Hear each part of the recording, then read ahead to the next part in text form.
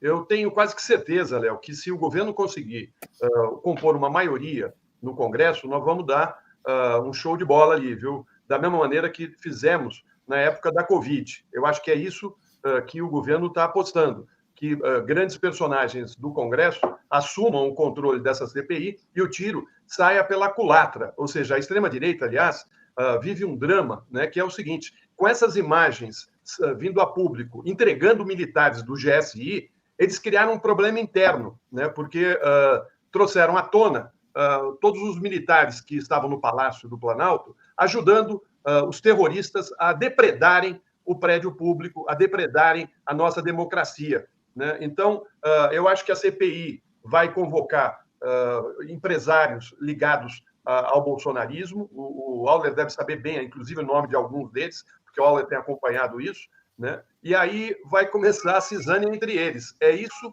que eu estou prevendo, Léo. Eles vão tentar lacrar, né, fazer discurso para colocar nas redes sociais, mas a questão é como é que vai fazer quando essas figuras emblemáticas tiverem que se explicar dentro do Congresso Nacional. Eu acho que talvez essa CPI, né, vai se transformar e pode se transformar, né, naquele limão que virou uma boa limonada. O bolsonarismo tem uma grande bancada no Congresso, né? Isso, portanto, vai lhe dar assim, uma presença na CPI importante. O que nós estamos vendo é que está uma mudança na conjuntura política.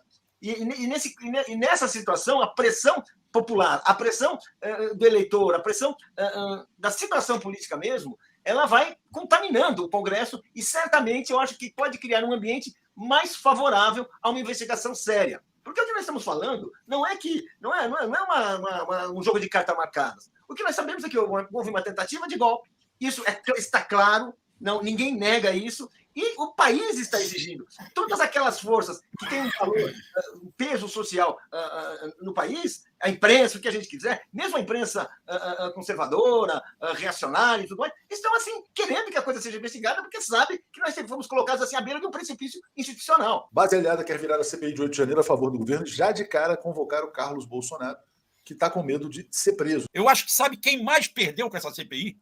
Os militares. Os militares tendiam a ficar desaparecidos nessa investigação.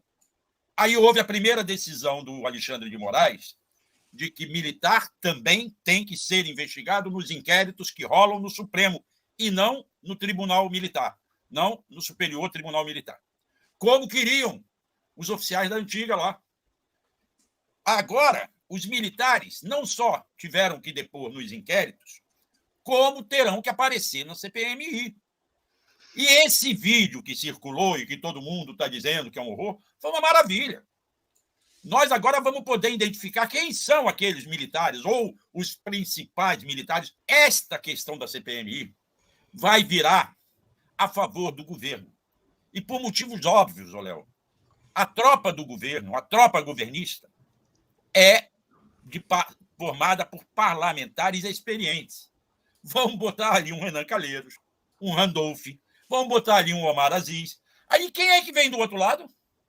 Esses novos parlamentares que mal sabem articular as palavras, que mal sabem. Claro, deve ter ainda na direita parlamentar capaz. Vão trazer lá o Ciro Nogueira. Ciro, o que é? Foi ministro do Ciro Nogueira, mas talvez esses caras pulem fora, viu? Eles também não gostam de passar vexame, não. Acho que esse jogo, é claro que se fosse a CPI do Senado, proposta lá atrás pela Soraya, seria mais tranquilo o jogo.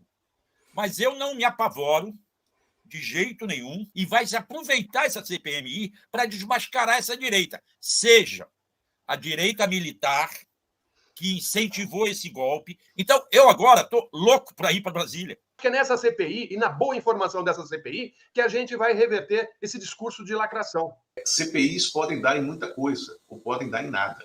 Em 92, a CPI do PC, do Collor, eu lembrava isso já ontem, né, ela abriu as portas para o impeachment do Collor.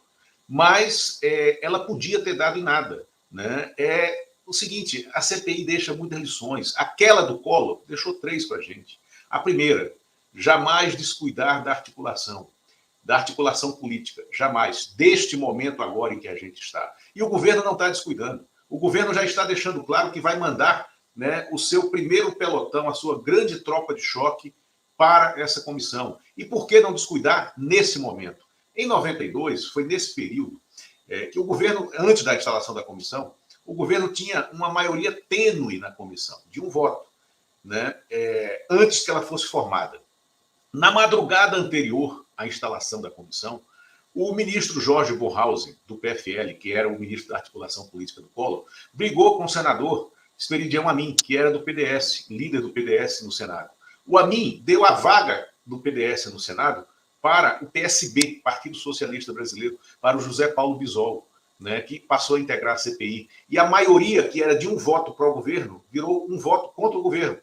Né? E por que por uma briga prosaica, por uma briga paroquial? Segunda lição, não é verdade nem é tradição, e o governo já está avisado disso, já está agindo para isso, porque muitos jornalistas aqui de Brasília ontem, né, isso estava no G1, isso estava no Globo, isso estava no UOL, isso estava no site da própria CNN, né, no Metrópolis, dizendo o PL, o deputado André Fernandes, do PL do Ceará, que fez o requerimento da CPI, vai presidir a comissão porque essa é a tradição.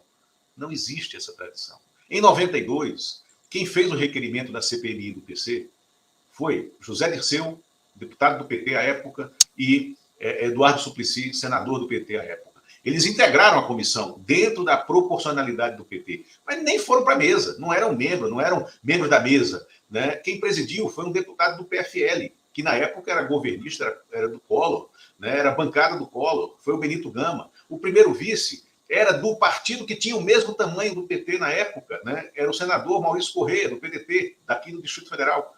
Né? E o relator, Amir Lando, do MDB do Senado. Não tinha o criador do requerimento, obrigatoriamente, que está lá. O deputado Lindbergh Farias lembra muito bem isso. O André Fernandes pode estar na CPI, na condição de investigado. Pode até ser membro, colocado pelo PL, mas ele está denunciado ao Supremo Tribunal Federal pela Procuradoria-Geral da República por participação nos atos antidemocráticos de 8 de janeiro.